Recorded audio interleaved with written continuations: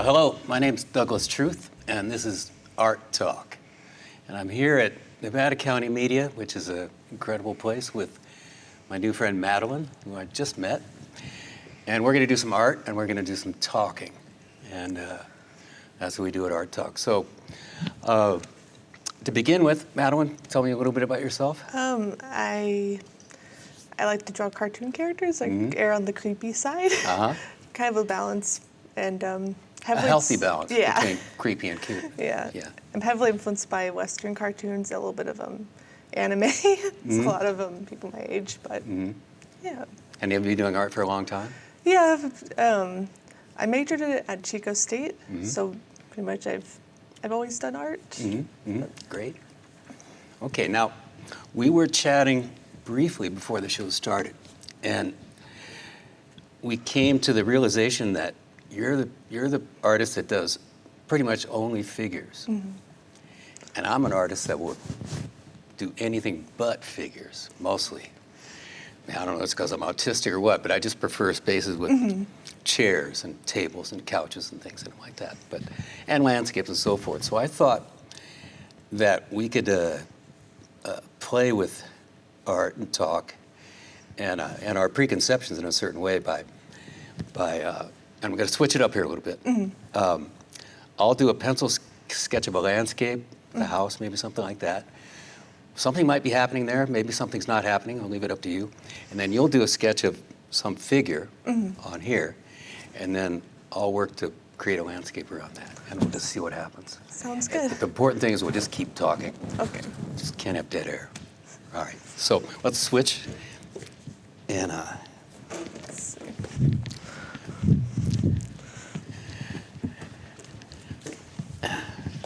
all right, go for it. Okay.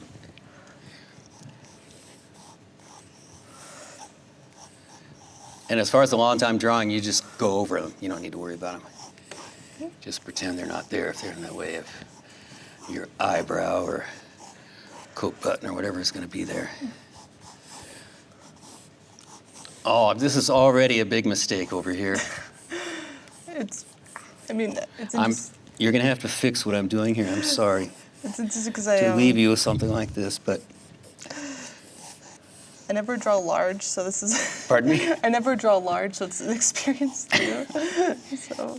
I was telling Madelyn earlier that I used to work on acrylic canvases, not huge stuff, 4 by 4 feet by 5 feet, but usually, 2 by 3 feet, something like that. And then my life got downsized. The trailer in my studio is really small now, so I started working on watercolors and then gouache, which I didn't even know what it was until I started using it one day. It's like opaque watercolor, and I just love using it. That's a paid sponsorship. National Gouache Users Association.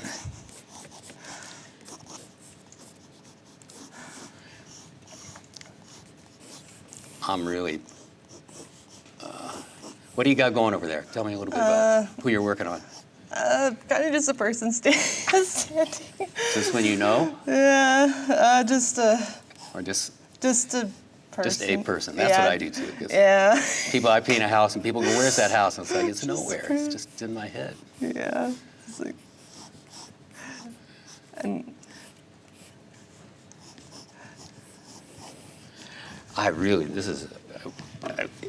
It's a good thing this is a video. We can just start over. Yeah. One of the things I, as an artist and as a human being, have realized, or it's my opinion, I guess, is that in a certain sense, art's taken too seriously. It should just, it's like just grab something and make a picture, or grab 2 rocks and bang them together, whatever. No, for me, I tend to especially recently, been kind of more slumped with what I want to draw. I'm sorry? Recently, been more in an art slump, so I've been kind of just doodling whatever. Just kind of like... Those art slumps can be really important, I think.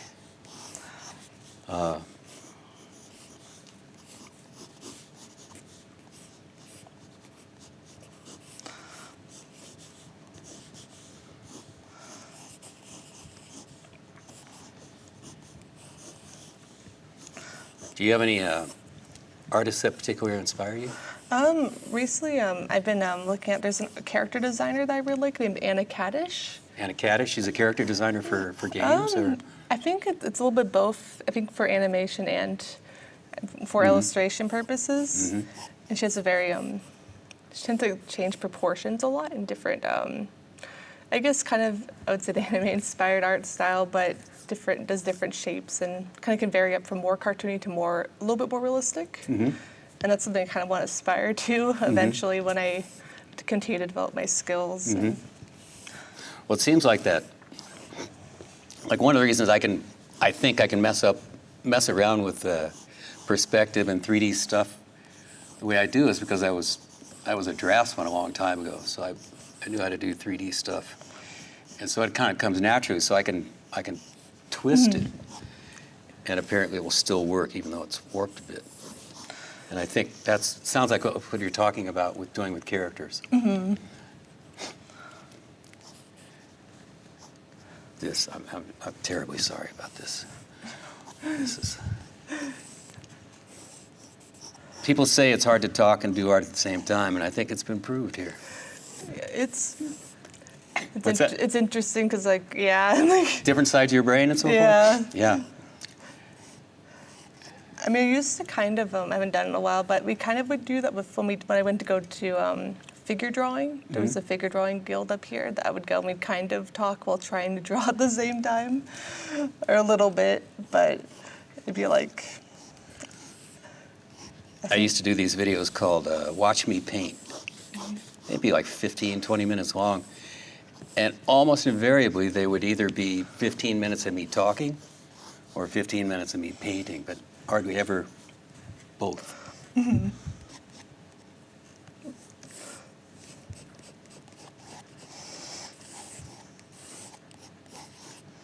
Now, the kind of work you're doing, do you...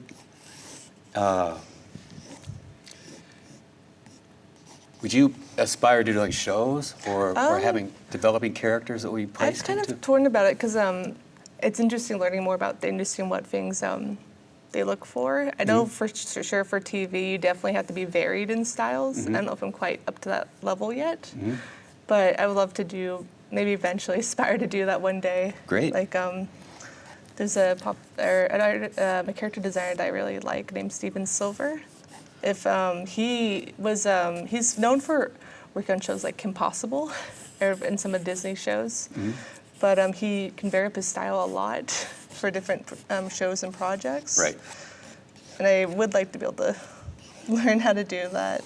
Yeah, that's like really having a command of the skills, right? To just be able to go with whatever style was wanted for the story.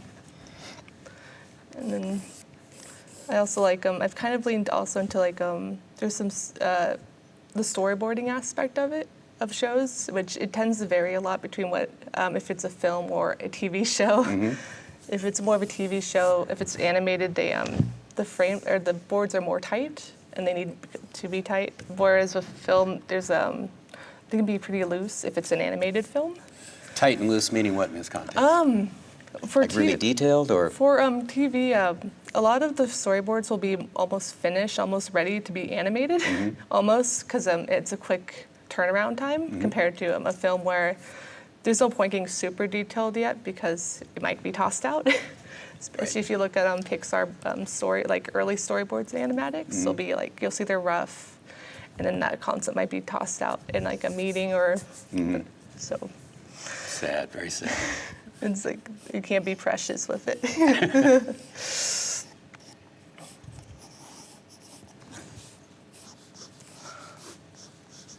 Do you ever feel, I don't know, this is an odd question, I suppose, but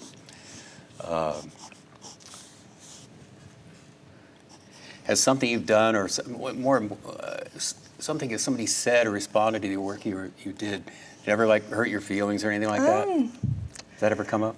The only time this happened was when I was in high school. We had to do like a weird rock thing where we drew on a rock.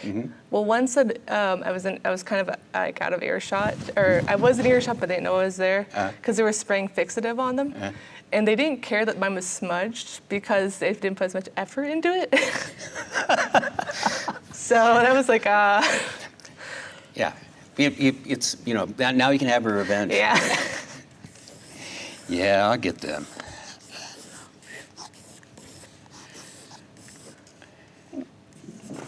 But yeah, I'm kind of like, I can tear sketchbooks or pages out and kind of like not worry about being precious with my sketchbooks. So. I didn't leave you much room, but you just trash what I've done here. Help me out. So, what else? Figures. In your own mind, do your figures ever, are they part of a story? Or do you just like have, because like when I paint a scene, a lot of times it feels like it's a scene from a story, but I don't really know what it is. I just kind of did it. Sometimes I do.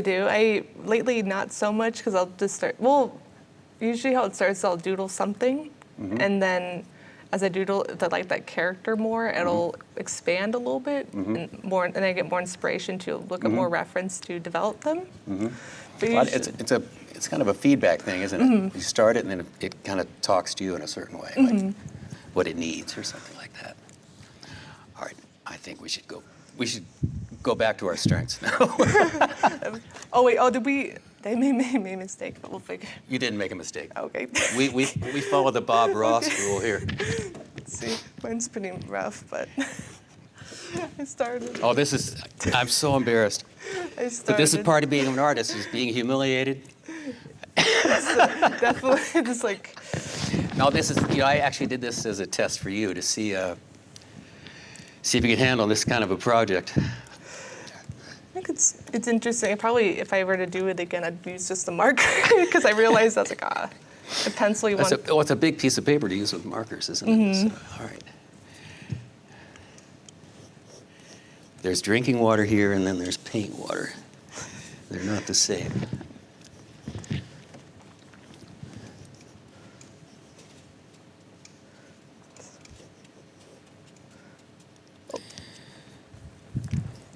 One thing I'm fascinated by, because we're kind of talking about storytelling and painting, one of the things I'm fascinated by is the matte paintings they use in movies, like Star Wars. Yeah. Those things are just incredible how, when they're on the screen, how real they are.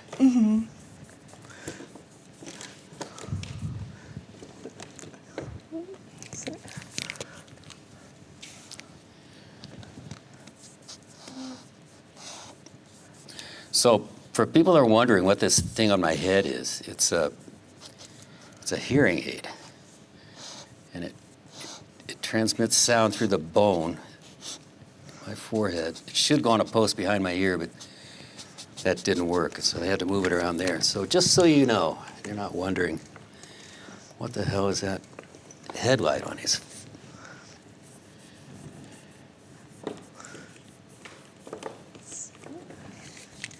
This is a lovely, lovely, lovely figure that Madelyn has left for me to work with, and I'm afraid I'm not gonna.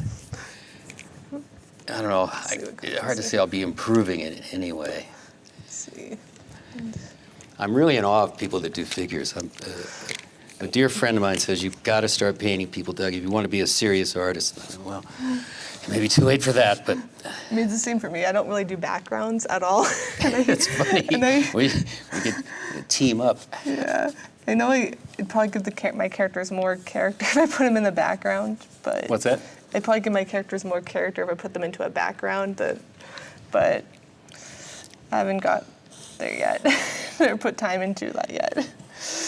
Well, it's a constant development, isn't it? It really is.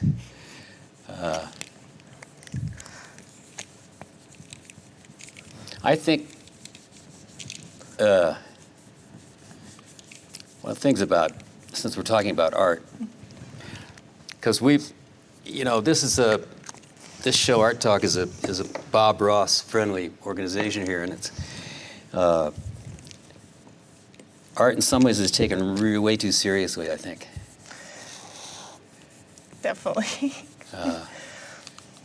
Let's just make beautiful things or tell stories. awaken people, whatever that might be.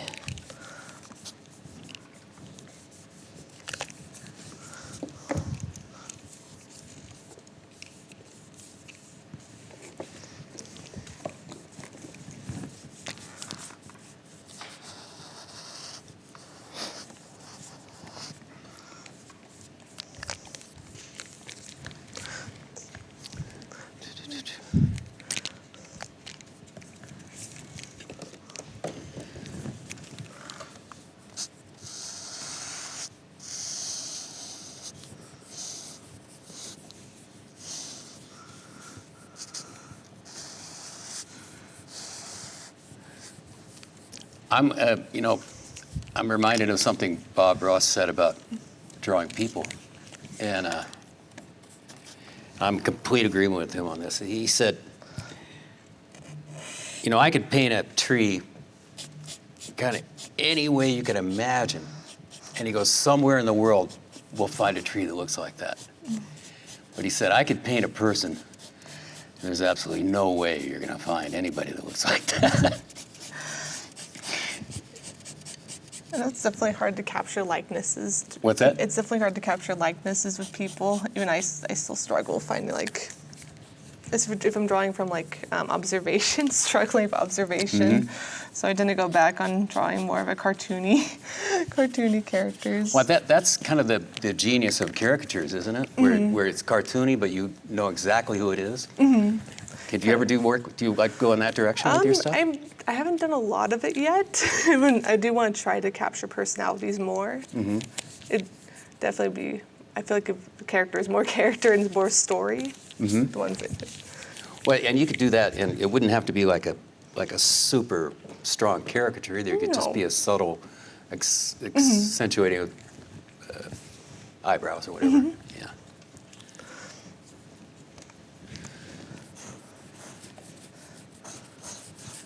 The green sky was responsible for hundreds of thousands of Londoners dying in the 1800s. It really does look toxic. That's only partially a joke. You know that they used this green color back in, I think it was 1800s. And it was totally toxic. People would use it in the wallpaper. Oh, no. And it would bleed off, I forget what the toxic substance was, copper something maybe. But people would die from it. It was actually... Is it kind of like in terms like a lead or like sort of like filler in it that was toxic? Well, the color actually was due to this chemical, whatever it was. I think there was actually a Sherlock Holmes story about it, how she died.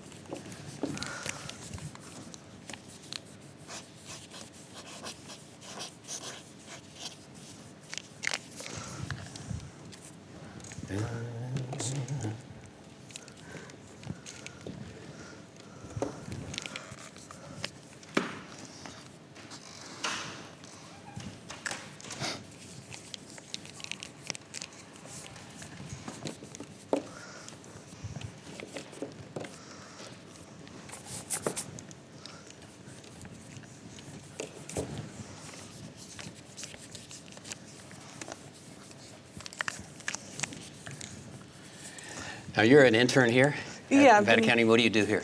I've been here since last year. I've been learning a lot about video editing and learning a little bit about production. And How do you like editing? I like it. I know I kind of am still, I feel like on the basic level, but I feel like I do enjoy it. Yeah, for me, it's like that's why I have carpal tunnel from Photoshop and editing video. But editing video is like one of the most fun things I've ever done. Like you're in total control of the story, the music, the cutting, the pace, color. It's very tedious. Okay.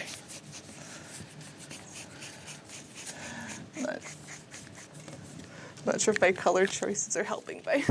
What's that? I'm not sure about my color choices, but Well, but the grading here is going to be brutal, I'm telling you. Listen, you won't feel bad about your color choices when you see what I've done here. But it's all one of the mottos of my Douglas Truth Institute, which formed a long, long time ago, is not every experiment was a success. Okay, I brought that red. I'm going to use the red. Look out, people. I got a tube of rose gouache here. Gouache is a opaque watercolor, if I haven't already said that. Because there's a ball, I think it's a ball here. And we're just going to change up everything and make a red ball. And just completely blow people's mind. Nobody saw this coming.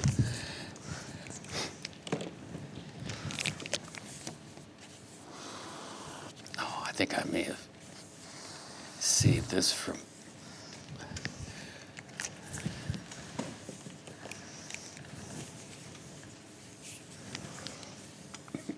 It's really important to take every painting you do as like the most important thing in the world. And if it's bad, you should just give up painting forever.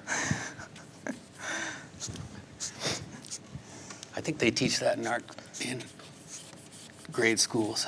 yeah. Probably, I didn't paint until I was 45 years old. But... All right, the red ball is done. I think you have 30 seconds to complete it. See what I can do in 30 29, seconds. 28, 27. It's more like, I don't know how much I added to it, but we got colors. I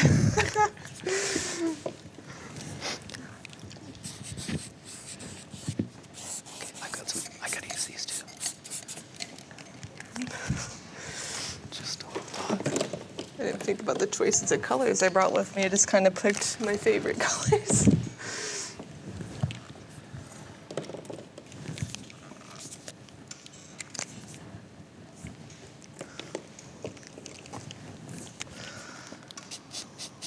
Oh God, I'm really out of control here.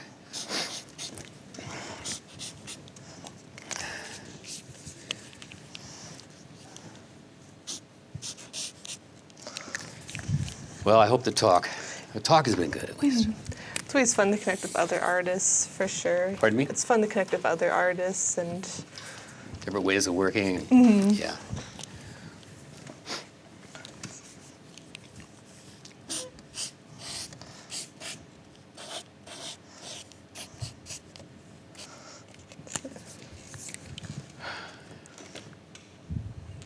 Not sure if I'm done, but I think it's as done as it's gonna be. But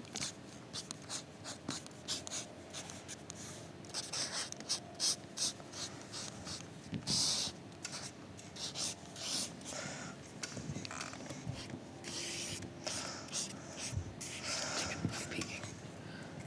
Awesome. something. Folks, these pieces will be on sale. They'll be. No, people don't realize it. It's like making a pizza and bowling at the same time, talking and painting. It's very difficult. And also just like every once in a while you just might not have a good drawing, and then like when you first start Every once in a while. Yeah. Every once in a while that happens. Yeah, so just like All right, so we've got our finished pieces here, and I guess well, I don't know.